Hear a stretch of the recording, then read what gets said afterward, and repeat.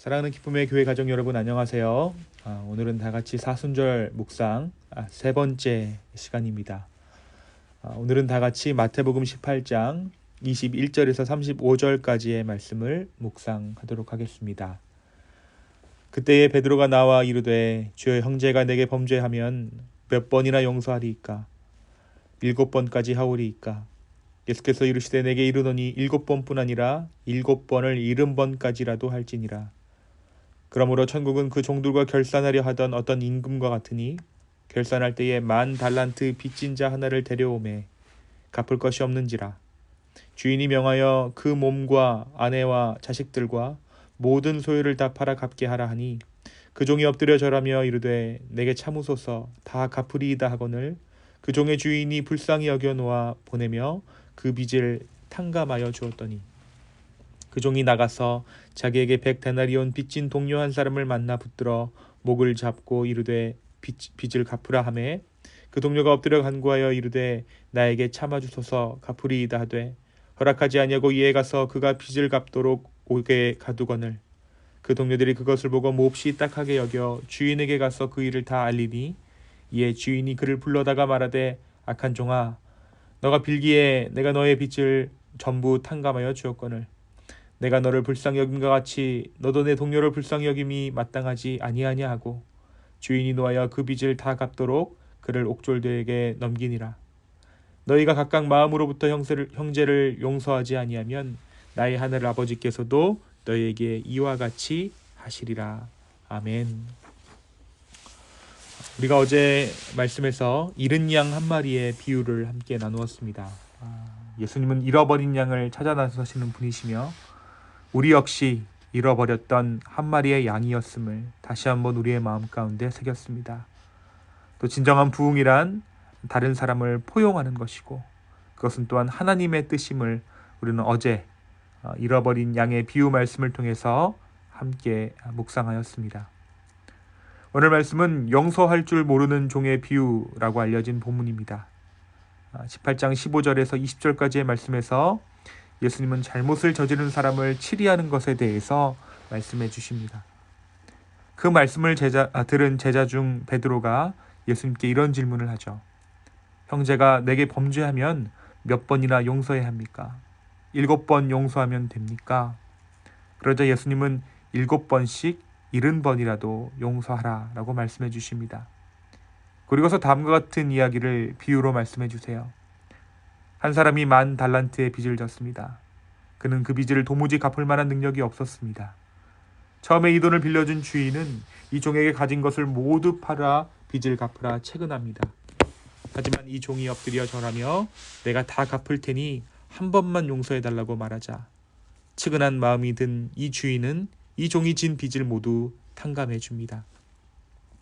그런데 이 종이 빚을 탕감받고 나서 자기에게 빚을 진 동료 한 사람을 길에서 만나게 돼요. 그 동료는 이 종에게 100달란트의 빚을 졌습니다. 이 종이 이 동료를 만나자마자 목을 잡으며 멱살을 움켜줍니다. 죽이려고 한 것이에요. 그리고는 자기에게 진 100달란트의 빚을 갚으라고 독촉합니다.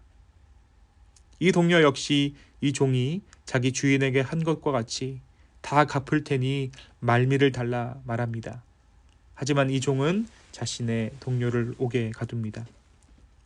이 일을 옆에서 지켜본 다른 이들이 이와 같은 일을 겪은 그 동료가 너무나도 불쌍해서 주인에게 이 사실을 고합니다. 그러자 이 주인은 다시 이 종을 불러내서 그의 그러한 행동을 한탄한 후 10,000달란트의 빚을 다 갚을 때까지 이 옥졸들에게 이 종을 넘겨버립니다. 이것이 예수님께서 제자들에게 하신 용서에 관한 비유입니다. 사랑하는 여러분, 오늘 말씀은 어떠한 의미를 우리에게 던져줍니까? 먼저 우리는 이 말씀을 통해서 하나님이 어떠한 분이신가를 알게 되는 것 같습니다. 23절입니다. 그러므로 천국은 그 종들과 결산하려 하던 어떤 임금과 같다. 천국이 이 임금과도 같다. 천국을 하나님께서 다스리시는 그 상황이라고 보았을 때 이 말씀은 오늘의 비유가 하나님에 대한 이야기라는 것을 우리는 알게 됩니다. 이 본문은 하나님의 어떠하심을 설명하고 있습니다. 하나님은 우리에게 조건 없는 사랑과 조건 없는 구원을 베푸시는 주님이시지만 그 조건 없는 사랑과 구원을 받아든 우리가 우리의 이웃에게 하는 그 행동으로 인해 우리를 질책하시거나 혹은 칭찬하시는 하나님이십니다. 오늘 말씀을 잘 보면 33절에 내가 너를 불쌍히 여김과 같이 너도 너의 동료를 불쌍히 여김이 마땅하지 아니하냐 하고, 이 주인이 자신의 종을 용서해 준 그 행동, 그것은 너와 나의 관계, 이것으로 끝이다 라고 말하는 것이 아니라 그 용서로 말미암아 너 역시 다른 사람에게 해줄 만한 그러한 의무가 있다, 그러한 책임이 있다라는 것을 이 33절의 말씀을 통해서 보여주고 있는 것이에요. 사랑하는 여러분, 하나님과의 나와의 관계, 이 둘만의 관계는 어떻게 설명되어지는가? 하나님과 나와의 은밀한 관계는 내가 다른 사람과 다른 이웃과 관계하는 그것을 통해 드러나게 됩니다. 가장 은밀한 것은 가장 밖으로 드러나는 이웃과의 관계 안에서 드러나게 된다는 것이에요. 내가 어떻게 하나님을 대하는가? 내가 하나님의 용서를 어떻게 받아들이는가? 그 모든 것들이 내가 내 주변 이웃에게 하는 행동으로 드러나게 된다는 것입니다. 저와 여러분의 삶은 하나님에 대하여서, 하나님께 받은 그 구원에 대하여서 어떻게 이야기하고 있습니까? 오늘 우리 마음 가운데 이 말씀을 새길 수 있는 저와 여러분 되었으면 좋겠습니다. 우리가 값없는 은혜를 받았다는 것은 그 은혜가 너무 싸서 값이 없는 것이 아니라 오늘 말씀처럼 우리가 도무지 갚을 수 없는 값어치의 것이기에 주님은 우리를 값없이 구원해 주셨습니다. 우리는 먼저 우리가 탕감받았다는 것을 마음에 간직하고 살아야 합니다. 그렇지 않으면 우리는 다른 사람의 멱살을 쥐고 애원하며 용서를 구하는 말보다 나의 자존심, 나의 이익의 모습이 더 중요한 사람이 되어버리기 때문입니다.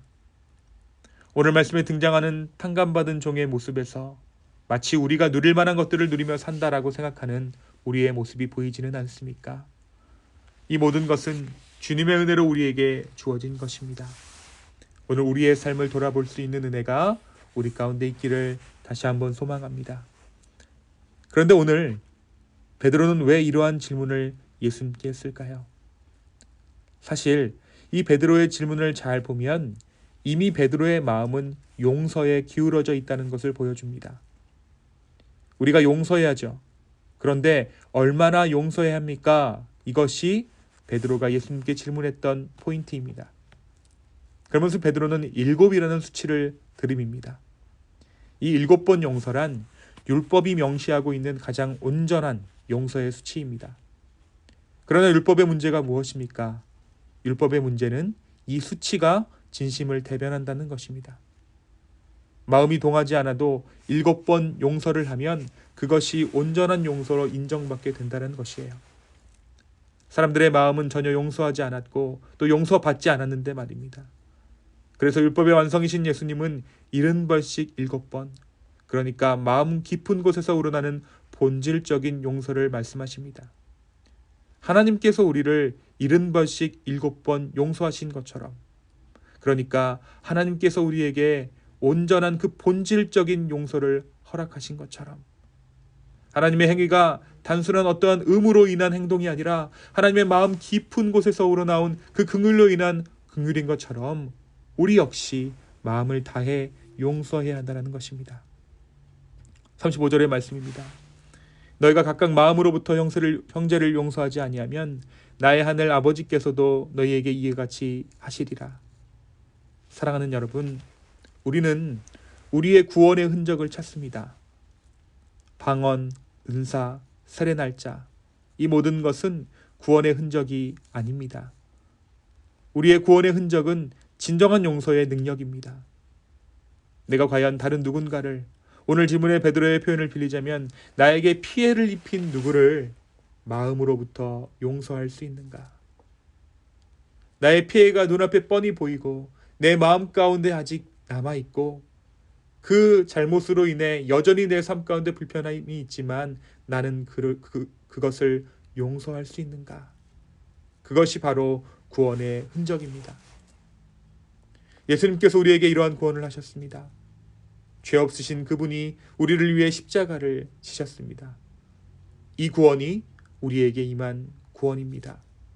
그리고 이 구원의 흔적은 바로 내가 다른 사람을 용서할 때 드러나게 됩니다. 구원파들이 이런 질문을 한다고 하죠. 여러분 정말 구원 받으셨습니까? 우리가 구원파에게 이 질문을 빼앗기지 않으려면 우리는 이 질문을 할 때 이와 같은 의미를 담아두어야 합니다. 여러분 정말 여러분에게 피해 입힌 형제를 마음으로 용서하셨습니까? 당신은 정말 구원 받으셨습니까? 이 질문에 네 그렇습니다 라고 우리의 삶으로 대답할 수 있는 우리 기쁨의 교회 모든 지체분들 되시기를, 우리 교회 되기를 예수 그리스도의 이름으로 축원합니다. 이 시간 함께 기도하겠습니다. 주님, 우리가 다른 사람을 용서함으로 말미암아 우리 구원의 흔적을 드러나게 하여 주십시오. 하나님의 어떠하심을 우리의 삶 가운데 드러나게 하여 주시옵소서. 나에게 피해를 입힌 그 자를 온전히 용서하는 그러한 마음을, 그러한 용기를 우리 가운데 허락하여 주십시오. 주님, 마음 깊은 곳에서부터 우러나오는 용서가 우리의 능력대로 되지 않습니다. 우리의 의지로 되지 않습니다. 성령 하나님, 용서의 마음을 우리 가운데 허락하여 주시옵소서.